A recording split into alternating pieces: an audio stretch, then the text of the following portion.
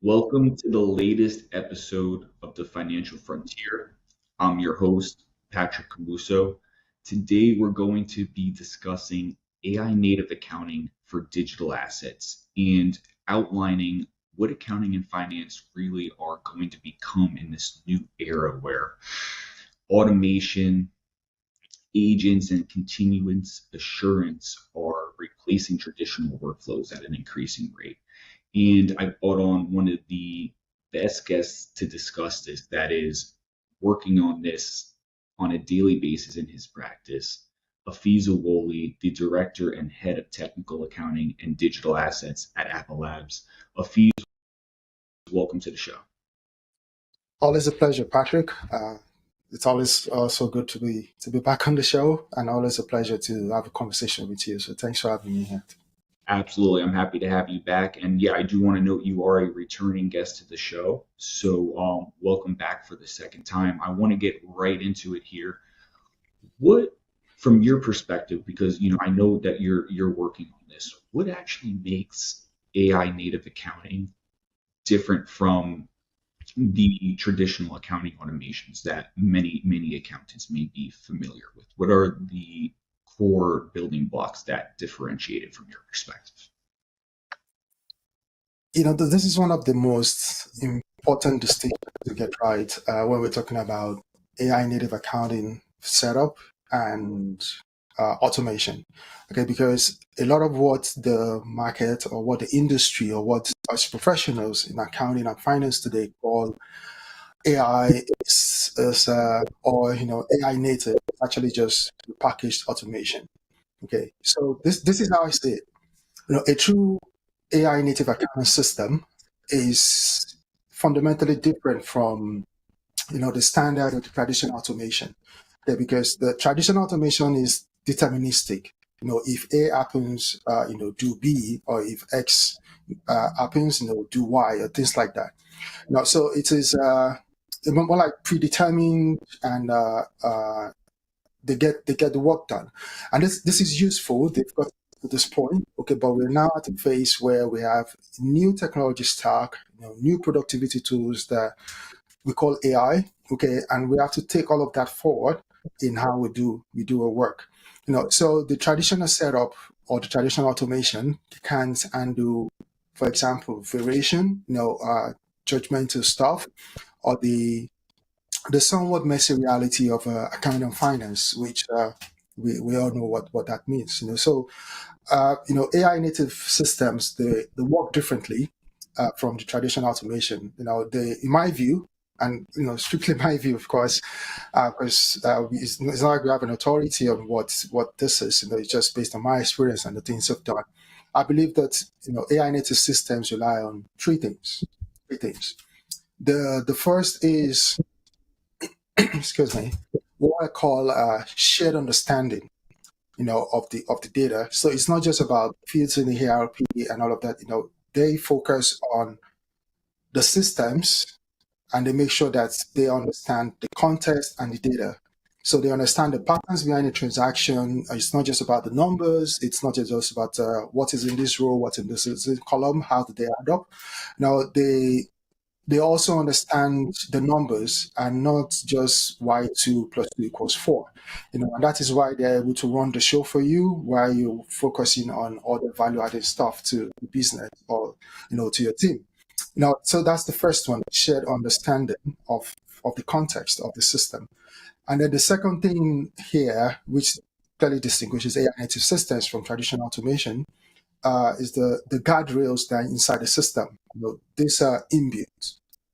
And when I say guardrails, it's like, more like the escalation part or the controls or the routing logic. So, you have the accounting policies, you have the SOX, you have the SOX thresholds, you have the controls, you have the routing logic, like I said, all of that, they become part of the operating fabric of how you've designed your accounting function. And that is what allows the autonomy with a high degree of accountability. So they know how to operate, and they operate within those guardrails. And it is also very, very important because we all know AI hallucinates. So, you don't want them, making wrong decisions or, going rogue on your watch. So you have to design the guardrails, and that is very, very important. So the guardrails are in the system.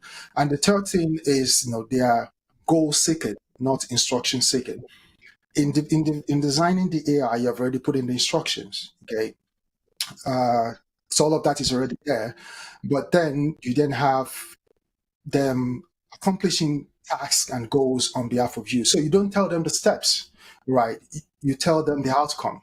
Now, reconcile this, for example, or draft the flux analysis for this, or identify the exceptions here. So I feel like those are the three key things you have to look at when trying to understand. Is this just traditional automation, or are we looking at an AI native system where we have agents running the show behind the scenes and getting the task done with the required level of human intervention. And this is why I often say that AI isn't replacing accountants. Okay, it is just replacing the avoidable mistakes in the work we do. And there's a lot of difference between the leap to automation and the move to intelligence. And I also just want to add quickly, I know we have a lot to talk about, but when I think about, I think about the IKEA flat pack approach. You go to an IKEA store, DIY, get this, bring it home, set it all up. And I think a lot of what we've seen so far, or maybe up until this point, is more like the flat pack approach in accounting, where we're seeing accountants and financial professionals, extract data from an ERP or a subledger, and then you feed that data back into an AI tool, and then you extract the output, and then you start building it into reports. Yeah, we're getting a lot of efficiency there compared to doing all of that work manually, right? Yeah, but it is not the same. There's a lot more advancement that we have when you actually use agents to deploy your workflows. So two possible approaches to this is, or you have, and it could be one of both or both together. You build agents and in-house that you're going to use individually or with your team, or you adopt reporting tools. So I'm not just talking a software that does accounting, but it has AI built in to deploy and help you with the work you have to do.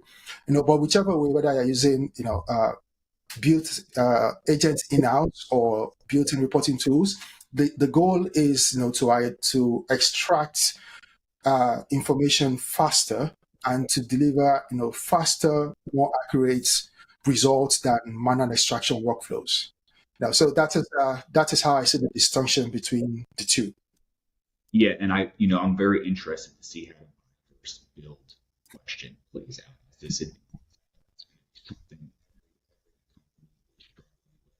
But Yeah. ultimately, I think, the biggest takeaway is that we're moving from this kind of rule-based deterministic accounting logic to judgment-like reasoning via the reasoning capabilities that we get with AI. And that is going to change the accounting function for the better, like you said, in terms of accuracy, the insights we can get from data, as well as the efficiency we're able to produce these reports.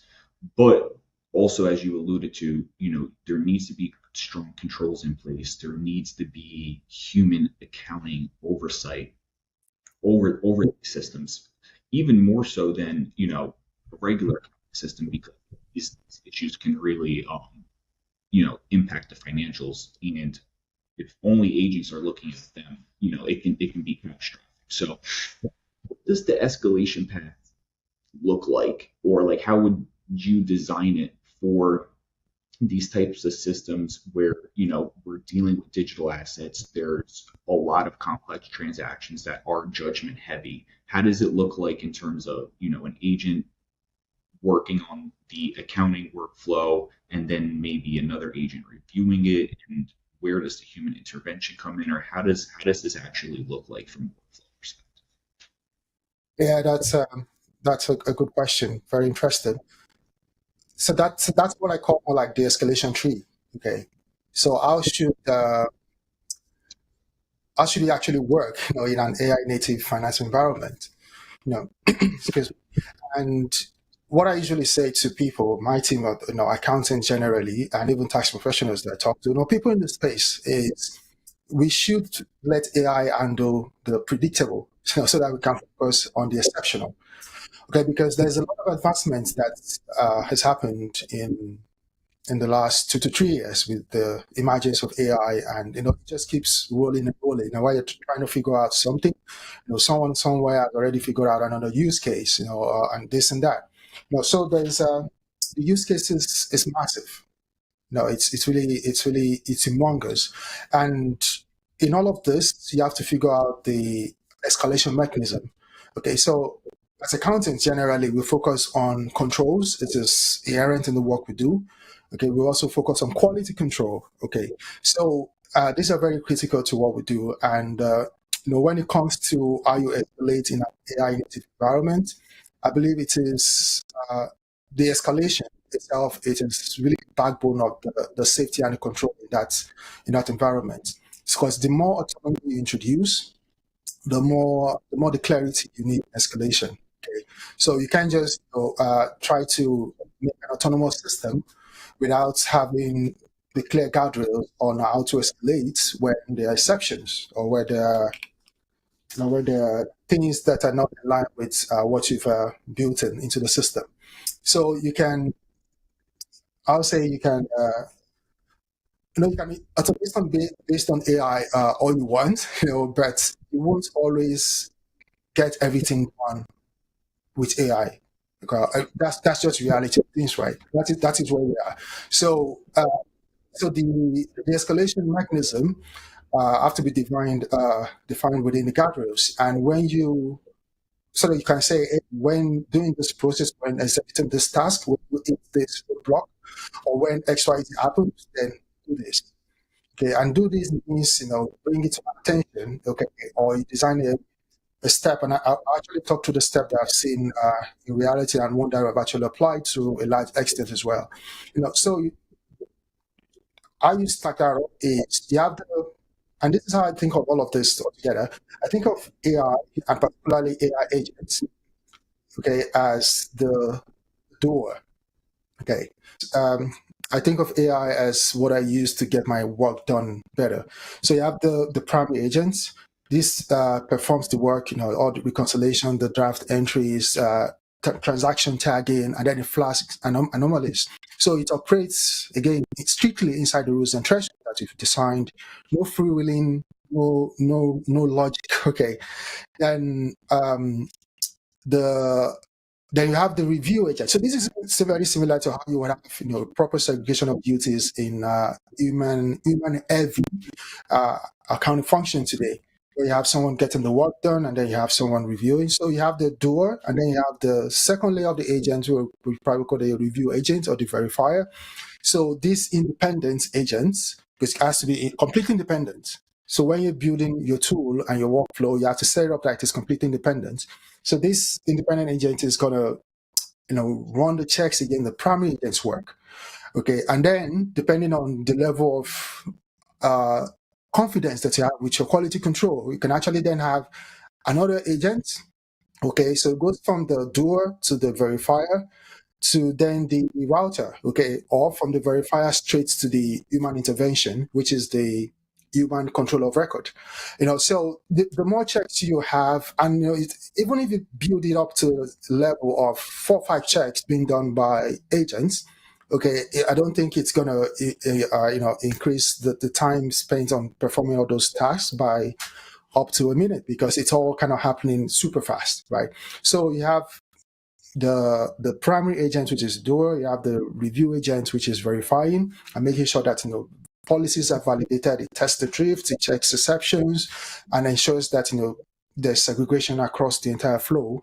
And then you have the oversight agent, which maybe you could design. So this is how I deployed it. For example, I have the oversight agent. We kind of checks for policy ambiguity, okay, or if there are areas where there is low level of confidence score in the work that's been done. But there are also workflows that I've designed where you have it escalating straight to the human control of record, straight from the review agents. So it depends on the nature of the work, whether judgment is necessary or not, and whether evidence is certain or uncertain, and the level of materiality So if, for example, there's an exception that exceeds materiality, the straight up, it should just go straight to the human controller of record.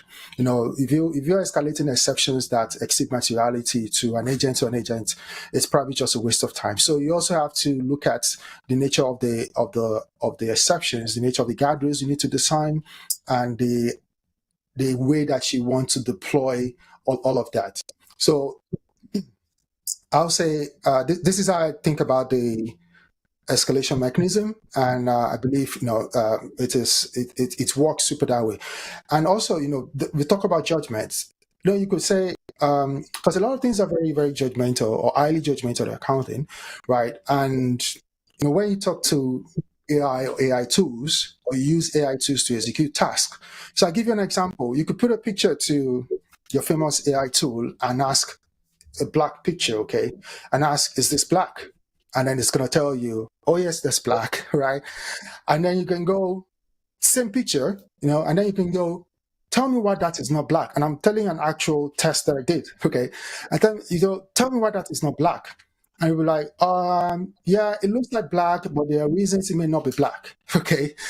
So when you have to understand that you're dealing with a system that is built to think like humans, but is not actually human. So you always have to Going off of what you're exactly, So you always have to give it, that room for out of pattern findings or ambiguity.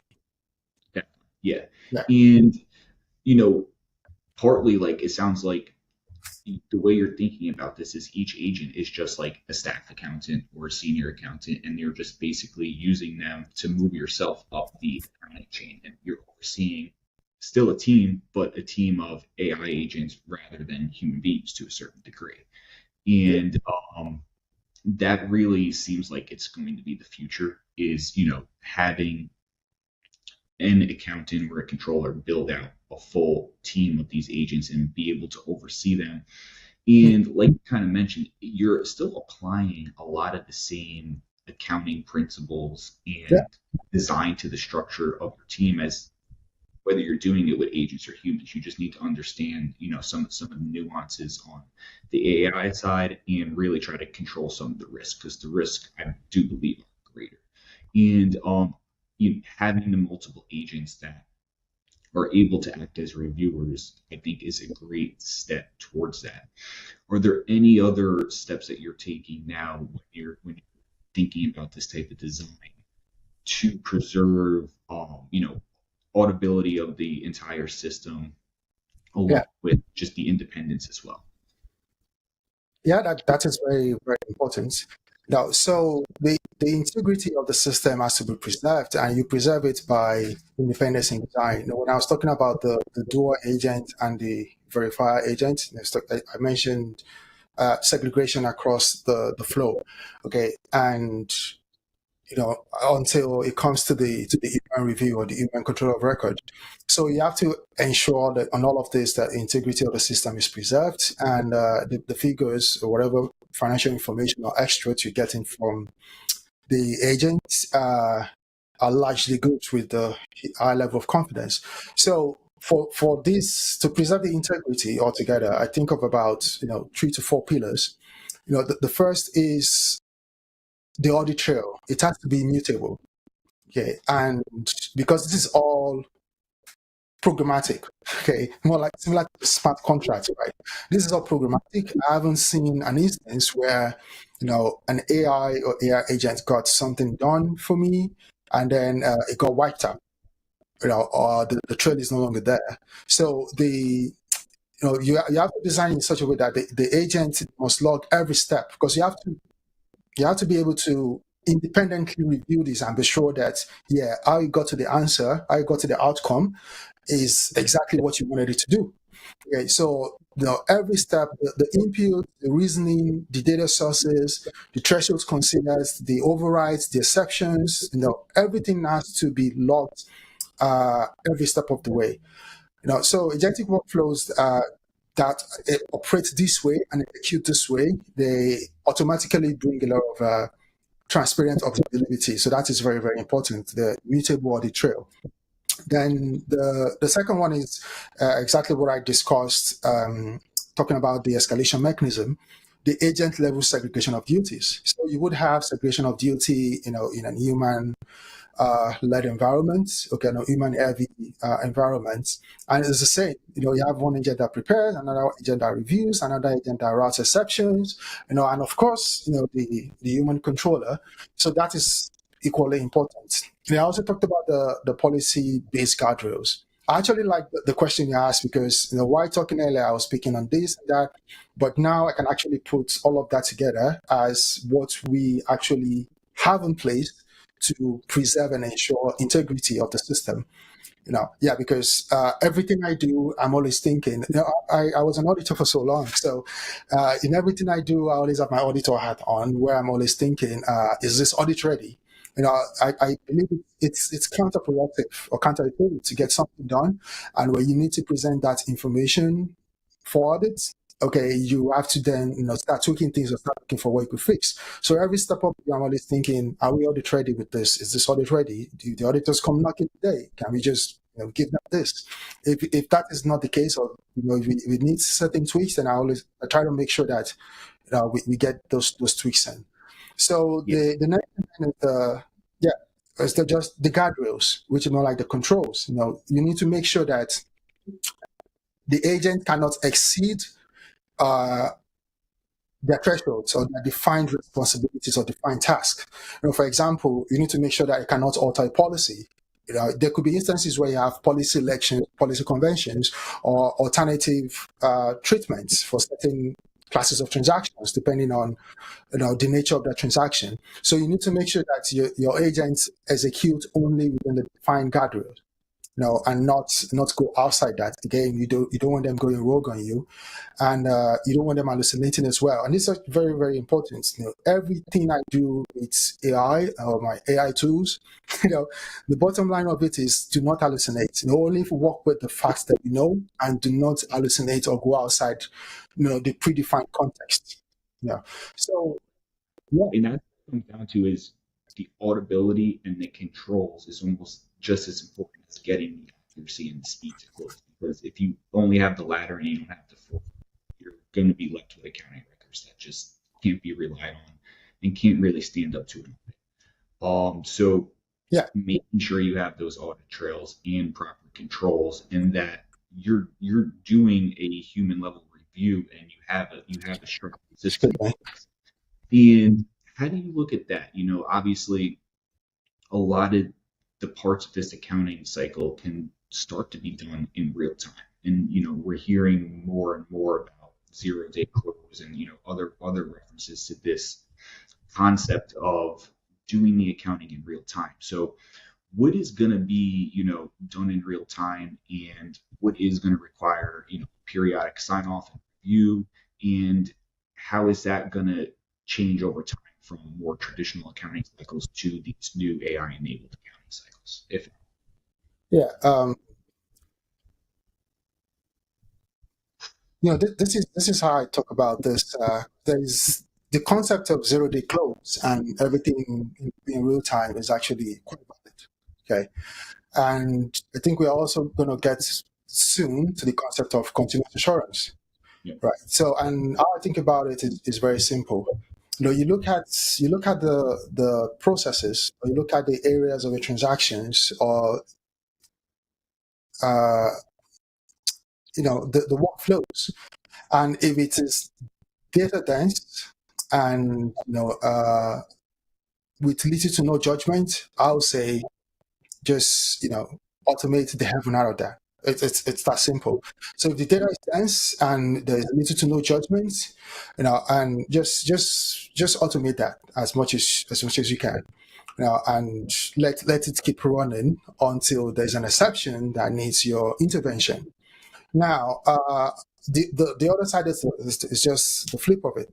When you have areas where that are judgment heavy, where again, there's lots of areas in accounting where you have to exercise judgment, and there are areas where you have to exercise significant judgment. Yeah. So where you're talking about judgment, significant judgment, areas where you have to make policy elections, for example, or significant routine transactions. Say for example, I run a business and my business is going into an acquisition.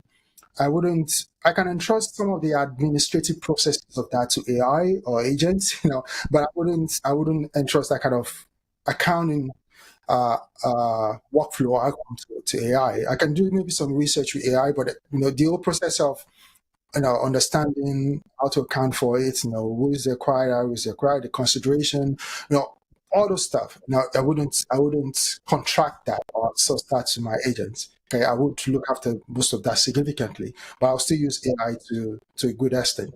So if you have, significant non-routine one-off transactions, then you should look at that and not think about, using AI to, well, when you have the outcome, okay, you can actually then say, well, we've done this, okay, I want to use my learnings from executing this transaction to build an agent that can maybe look after something similar to this for me in the foreseeable future. That is valid. Okay, but again, you have to just look at how do you actually step in, roll up your sleeves, and look through this critically, where judgment is heavy, and there are policy elections and stuff like that. But there's a lot of use cases where the data is dense. It's just massive, and especially when you're reconciling and working on digital assets, where I always say this: the digital assets industry, Web3 and all of that. When you look at the transaction record, it's mind-boggling what you see. Now, it's no way comparable to traditional financial records or bank statements. It's not comparable at all. So if you are able to get AI into the process of, for example, reconciling your wallets to subledgers to your ERP down to your trial balance, your financial statements, that is a data dense process. Okay, so that is a huge win. And the other side is, like I said, significant heavy judgment. You look less to AI in those kind of areas. The human judgment is going to be key throughout this whole new phase of AI. So humans do. Um, you're actively working with AI, implementing it into your accounting workflows. If you can, do you have any examples where you've done some form of live deployment where AI has successfully reduced the time or Mm. improve the accuracy of a reconciliation or accounting process? Absolutely. It's I look after digital assets mainly. Of course, in addition to every complex transaction in this field. So my focus is a lot on digital assets and making sure that every related transaction is super good. Okay, and when you work for the kind of company that I work for, where you have multiple lines of businesses generating multiple streams of income, revenue, and you also get different forms of assets, as consideration for the services that the company provides. Then you have to you should know that there is a lot that's going to be happening when it comes to your month-end close or your periodic close. And you can say maybe you have close for cap software, AP, and the rest of that, or P&L, accruals. Yeah, but digital asset close is a different ball game. So it's like you do all those close, and then because we are talking close, you're like, okay, is digital asset done? And then is everything else done? So they're completely different. And over time, especially because of the proliferation of tokens, and you have these sub ledgers where they do a lot to do price checks and scan the market and bring in tokens and the pricing into the system, and so that you can easily then reconcile those to your ERP. But there is no tool out there that probably covers up to 20% of the tokens that are out there. Now, and you can easily, unless you actually have predefined uh, rules on the nature of the tokens that you want to receive as consideration for your service, you can receive as many tokens as possible, as long as there's a value to them as at the time of the transaction. So you find that every period close, we're having to scan for prices for certain tokens that have come in that are not included in the subledger. And, at the point you actually have to look at the undue cost of burden principle concept, where I say, is it actually worth it, spending? Because I found that probably spending 60 to 70% of the reconciliation time on these tokens that are not really worth so much. Because the tokens that market leading, and you can easily have the prices of those in the sub ledger, or easily find them on other pricing sources. But the rest of them that have come in, you're struggling to understand. How do I price this? So do I just discount them or ignore them? And over time, what we've done is actually started looking into. We had people join the team and who are actually even more familiar with how to deploy AI agents and AI reconciliation tools than those of us that have been trying all of this. Because different level of knowledge for different people. Some people are more tech savvy than others. So we've had a superstar join the team that's looked at the entire process, and for I think the last 45 months. The whole process of reconciling, the tokens that don't have that market depth, or prices that have prices readily available on pricing sources. We've defined a kind of rule or flow that say, okay, check here, if there's no price in it, then go there, until it finds the price, or until it outruns the flow. Now, and if it outruns the flow, then you know that it's probably not putting a price to this. Maybe you just write it off or discount it, or say it's not worth looking for the price at all. And the progress that I've seen, because every close, I have to look at the digital asset rec and the report and make sure everything looks good. Progress we've seen is that the number of days it's taken the last couple of months to close digital assets has actually been dropping. Okay, so yeah, and I use this last month, for example, when I actually got the report, I like, this is record breaking. This is like the fastest that this has been done. And then the asset account manager said to me, he said, you know what, there are no issues. Then it's just no issues means fast close. Now, so essentially, we've been able to eliminate all of that, human extraction or human intervention. Maybe not all of it, but to a large extent. And we have agents designed to do the scanning and find the price and execute all of this, on our behalf. So that's really good. So in terms of quantified time savings, I'm talking nothing less than 60% in time savings. Yeah, so that's huge. It's very significant. Now, and we could go on and on and on. I also use, I've built a flow that help with the complex analysis that I do for, significant transactions, the one-off stuff. And, over time, as I use the tool, I've actually been building into it, this level of confidence score to say, if you move from this to this, or if you consider X, Y, Z, and then you layer on A, B, C, what is the confidence score before that, and what will be the confidence score after? And eventually when you get to the outcome that you think is business friendly, and it's also within the confines of GAAP, what is still our confidence score? So there are many cases for this. And even when it comes to audit as well, we've seen a report from one of the top 10 firms, so one of the Big 10, if I may put it that way, that says that 97% of CFOs are willing to pay more for audits, leverage advanced technologies such as AI. So it's all win-win in the end. It's just a matter of you getting in there, you making a conscious decision to deploy, and make, efficiency gains in how you execute for your team. It highlights how the opportunity this is for accounting teams. In the example It's you gave huge. is great regarding dealing with the Yeah. system. You want for digital assets. And overall, just the massive data issue Hmm. that in the digital asset industry, I think AI is going to just do a great job helping reduce the manual workflows that rely on, a Yeah. ton of human intervention. That is the perfect example of it. Absolutely.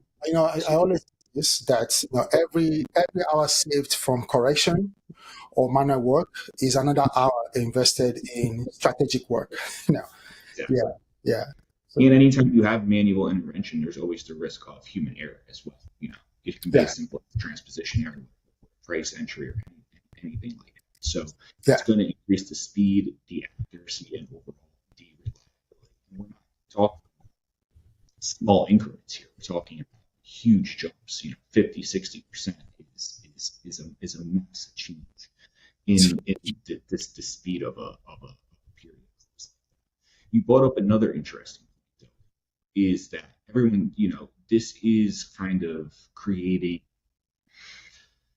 a new form of an accountant that needs somewhat of a different skill stack to a certain degree. If AI is going to be handling a large percentage of the work, and the controller of record is overseeing these AI agents and possibly building some of these AI agents, what are the skills and tools and perspective that someone needs to bring if they're managing this type of system compared to more of a traditional system?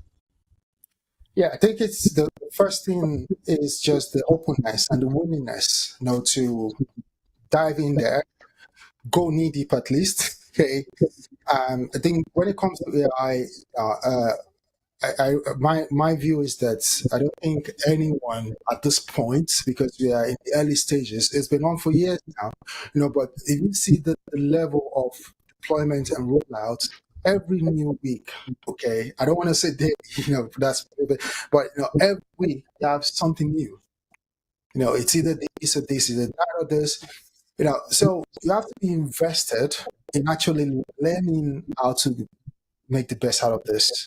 I'll say if you're not getting familiar with AI right now, it's as bad, or depending on individual or respective views, as saying maybe 20, 30 years ago, I don't want to use the computer and I'm never going to use it. Okay, yeah, it's that's just it. Everyone, and I've seen instances where people get work done with AI. Of course, if you do the work with AI, you need to do the verification. We saw the instance of a top firm that used AI and it kind of went wrong. But you need to do the verification reviews. Make sure that it's good and make sure it's fit for purpose as well. I've seen instances where certain people. I mean, people in my network, and they tell me like, you champion this AI thing a lot, but I've worked with certain leaders on my that will say, oh, you do this work with AI, or you achieve this XYZ with AI. I don't want that. Go get it done differently. And I'm like, that is backward. Yeah, because everyone, like I said, if you're not using AI right now, you are essentially saying I'm not leveling up. And leveling up is very, very critical to how accountants survive this next wave of what is new, this evolution that we're seeing. So everyone should, depending on the work you do anyway, the scope and the responsibilities that of your work, and depending on all of that, you should at least figure out there's at least one use case for everything and anything that you do today for AI. At least one, at least to put it to be very economical about it. There's at least one use case. Don't think, oh, this is this. As long as you're an accountant and you're using a computer, there is at least one use case for the work you do. One AI use case at least. So everyone should get in there. Of course, you wouldn't think that the level of you know involvement or trying to deploy the level of deployment that a trainee will have, for example, not necessarily the level of the involvement or deployment that a manager will be looking at. it wouldn't necessarily be the level of deployment that someone like me or a CEO will be looking at. So different levels, different scope, different use cases, so different levels of involvement. But you need to be at a point where you have AI overseeing the basic stuff for you or the routine stuff. And we all have routine stuff in our work. We all have routine stuff. Now I've heard people say, "Oh, there's nothing." We all have routine stuff. It doesn't mean you do it daily. There's routine stuff in everything that we do. So you have to understand how to. Everyone, we have to understand how to get AI in, plugging it into the work you do, and get better results. Yeah, That's it. I don't think any accounting or tax professionals, CFOs, anyone that's in this space is going to be able to, put their head in the sand and avoid AI. And like you said, it's still in a pretty early stage, but the rate of change and the learning curve just grows and compounds so quickly, and that's why Yeah. it's so imperative, like you said, to be taking this in now, integrating it into your practice, integrating into your accounting flows, and not letting yourself get behind on this learning curve that's just compounding by the weeks and months that this slips by. And I think for even accounting firms, some of them need to start to think about their pricing models and their workflows and how AI can impact some of this as well. If they're very much focused on hourly models and things like that. So, Yeah. accountants that aren't focused on this need to start getting out ahead of this because it's going to benefit you, your clients, and the example you gave where you're reducing the time to close by 60% is just so significant. This is too big and too material to be ignored. Absolutely. And then the other interesting thing, obviously, is like we're going to be cutting down on a lot of the work that doesn't necessarily have to be done by a human. The real value in humans in the accounting cycle is in the design and in the validation and in the checks and balances that we put on these AI systems. So, when I'm looking into the future, AI is going to automate the bulk of the accounting work, and it's going to, I believe, be able to significantly shrink finance teams in terms of the human staff, and they're going to be augmented by AI staff. So how is that going to look? What do you think that these teams are going to look like in the future, and how are they going to possibly be different from the teams of today in these phases?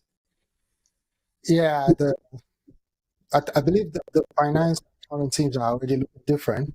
It's a humongous task these days to make a business case for any hire. Unless, of course, you're backfilling a role. If you're trying to make a business go higher, it's the first question is, can AI get this done? You know, yeah, So, but it's this whole thing about job security. Is AI coming to take her job? I think it's inevitable that there'll be job losses, and job losses are always like in the market. Okay, it's just that the triggers are different. Okay, it could be this, it could be that, it could be anything, but there's always job losses or job cuts in the market. So the trigger is to a large extent out of our control as employees, but maybe not necessarily as a business, because I wear both hats at different times. Maybe not as a business owner, but as an employee. Now, but when you look at the accounting team of now and the future, okay, that is operating in an AI native environment, I believe the team, they're becoming smaller, okay, or lean. I'll prefer to use that, a lean team, okay, a more cohesive team. Now, but for a more strategic reason, for a more strategic purpose. Now, and even though there might be, cuts here and there, there will always be reasons to deploy those human resources into other things, in other businesses. So what you're going to have is, you have the stock, okay, and it wouldn't exactly be like a pyramid anymore. The area have, trainees, associates, mid-level, mid-management, execs. The pyramid won't exactly be like kind of pyramid or triangle anymore. Okay, it could just be, something really, really straight up. Okay. And how I see it is you're gonna have the controller or the head of the team, or the CFO or CEO, or wherever the team is structured, who owns governance, policy, oversight, escalation. Remember the conversation about the escalation tree earlier? No. So you're going to have that. Someone who sits on top of all of this and owns governance and, how everything is managed from a policy standpoint and from an escalation standpoint. And then you're going to have the agent administrator, okay, because that is very important. Like I said, we had someone to the team and is more familiar with all of this stuff than a lot of us, and the level of progress or improvements that we're seeing is incredible. So to get the best out of this evolution, it is pivotal to have this role on the team, or someone that actually execute this role across multiple teams. The finance systems of the agent administrator, it is a critical role. And this is the person that will manage agents the way we once managed staff accountants, for example. Their work is make sure these agents are executing within the guardrails. There are exceptions, they quickly look into it, they fix it, so the routing logic is working well. It could actually get to a point as well where we have super agents. When we get to the AGI level, okay, where you have AGIs and super agents, looking after these mini agents. But I think right now, if you're looking at the stack right now, an agent administrator is critical to the stack. And of course, you're going to have the strategic finance, partner, or the BizOps, the FinOps people, who, once the engine is running itself, the value is going to shift to scenario planning, pricing strategy. Like I said earlier, we want to move accountants away from the heavy lifting and focus on strategy. So you have the people that focused on strategy, predictive modeling, and insights, planning, and all of that. And this trail, the control of record, the administrator, and the strategic partners on the trial will. And it doesn't necessarily mean that, of course, that it's going to be one person each, okay? But I'm talking, when I say this trial, I mean in terms of the team or the function. They will support the enterprise handling massive transaction volumes and all of that, because the heavy lifting is now done by agents. So that is so it will move from. I think we need to move to accuracy at scale. We want to move from effort at scale to accuracy at scale eventually. Yeah. And like you outlined, it's going to completely transform the work for accounting teams. And it's going to be very interesting to see how that develops. I think this can give accountants a perspective on what is going to be to your vision, where there's a dedicated role to just overseeing and administering the AI. I agree with you as well. So it really does put into perspective how deep this change is across the accounting functions and teams, and people are going to start to see and feel the effects of this. What would you say for accountants and firms in terms of how should they be thinking about AI? Like, what should their mental model be for the next 5 to 10 years? Like, if accountants and firms over the next 5 to 10 years, how should they think about it? Or like, what mental model should they really assign to this? Right. You should think of it as a critical infrastructure. Okay. Right now, I think we're thinking of AI as a tool, an enabler, as a doer, as a solution. Depending on how you look at it, I think all of that is correct.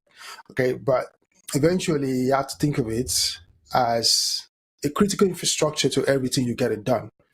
Now, I'll use an example similar to what I said earlier, of course, but in a different perspective. You can get some work done with your phone, right? Yeah.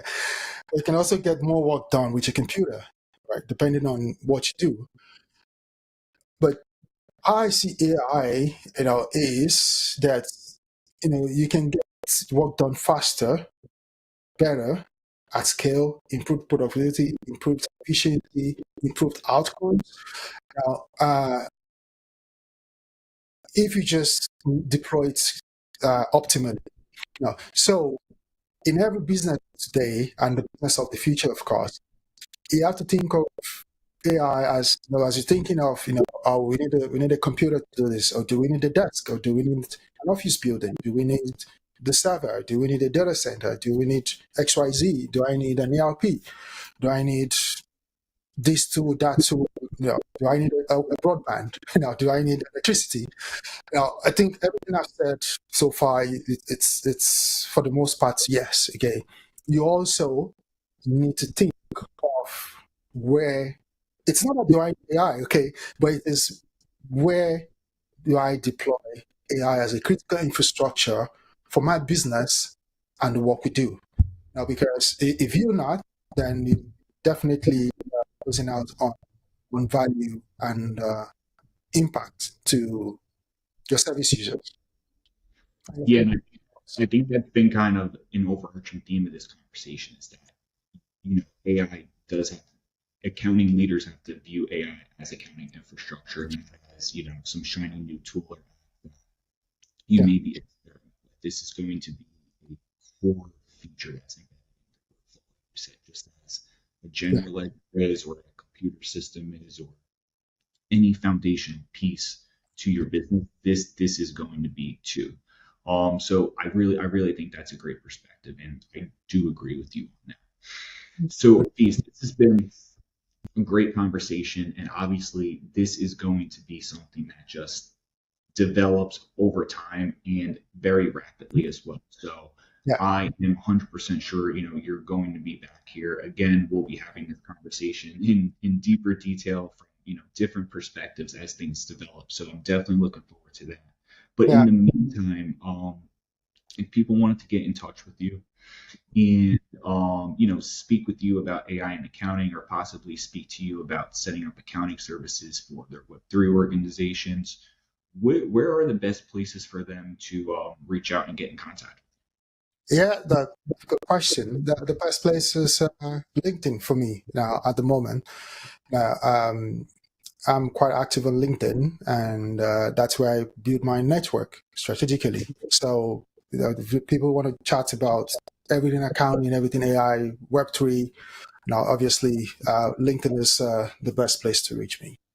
Definitely, and I encourage everyone to follow Afeez on LinkedIn, even if you're not going to reach out to him immediately. He posts great content on there, and he's very active in the space, speaking at different conferences and things like that. So you'll see all of those updates on his LinkedIn. So I encourage everyone to get in contact with him there as we continue to, build on this AI discussion in the future as it relates to accounting and digital assets. Yeah, So, Hafiz, I think this conversation has been great. I really appreciate the time, and definitely looking forward to having you back on as a guest in the future. Everyone that's been watching here today, I hope you took some value from this conversation, maybe got a deeper perspective on how to think about AI as an accountant or as a firm. Until next time, I'm Patrick Camuso signing off, and I just want to thank Afeez again for joining us on the show. Thanks to everyone that's watching.